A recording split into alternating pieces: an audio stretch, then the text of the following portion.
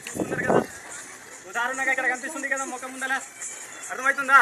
ఎగ్జాంపుల్గా ఈ విధంగా అవ్వకుండా మనం 100% స్టాండ్గా నిలబడే అవకాశం ఉంటుంది. Understand all of you? So karate అనేది ఈరోజు మనకు ఫస్ట్ ఆఫ్ ఆల్ గ్రౌండ్ సరిపోదు, ఏమైనా మూమెంట్ చేయాలన్నా గ్రౌండ్ సరిపోదు. రెండోది, ఈరోజు జస్ట్ మనము ఒక చిన్న మూమెంట్ చేద్దాము, సెల్ఫ్ డిఫెండ్ మూమెంట్ చేద్దాము. ఆల్రెడీ మీరు చేశారు, దాంట్లో ఒకసారి ఒక చిన్న మూమెంట్ చూపిస్తాను. మూమెంట్ కోసం ఎంతమందికి తెలుగు రాదు? సో ఫస్ట్ ఆఫ్ ఆల్ గ్రౌండ్కి ఎందుకు వచ్చాం మేము?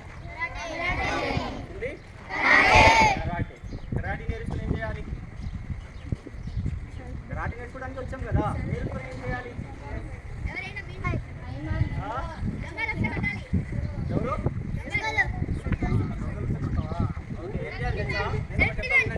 కరాటే ఫస్ట్ ఆఫ్ ఆల్ ఏం చేయాలంటే, టీచర్స్ మనకు హోంవర్క్ ఇస్తారు కదా, హోంవర్క్ ఇచ్చినప్పుడు మనం తెలియకపోతే కొడతారు కదా, రిటర్న్ పెట్టాలి కరాటే.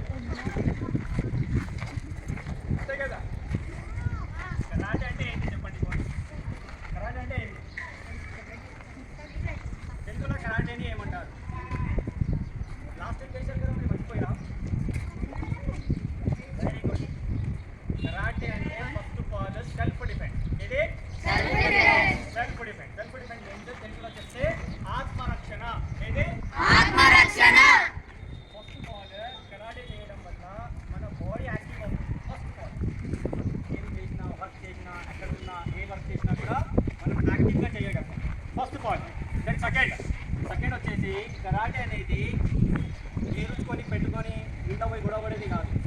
కరాటే అనేది మనకు రేపటి నాడు ఫ్యూచర్లో యూజ్ అవుతుంది. ఈ రోజు రేపట్లో గర్ల్స్కి చాలా మందికి చాలా దారుణం జరుగుతున్నాయి. అందుకే కావున కనీసం మమ్మల్ని మనం రక్షించుకోవడానికైనా కరాటే నేర్చుకోవాలి.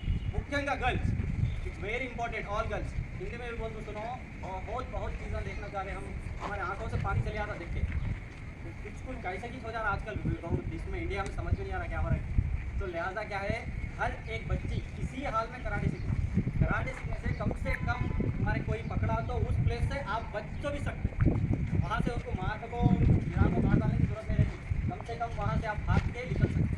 कराटे में ये बेनिफिट रहता है. फर्स्ट ऑफ ऑल कराटे अंडे ने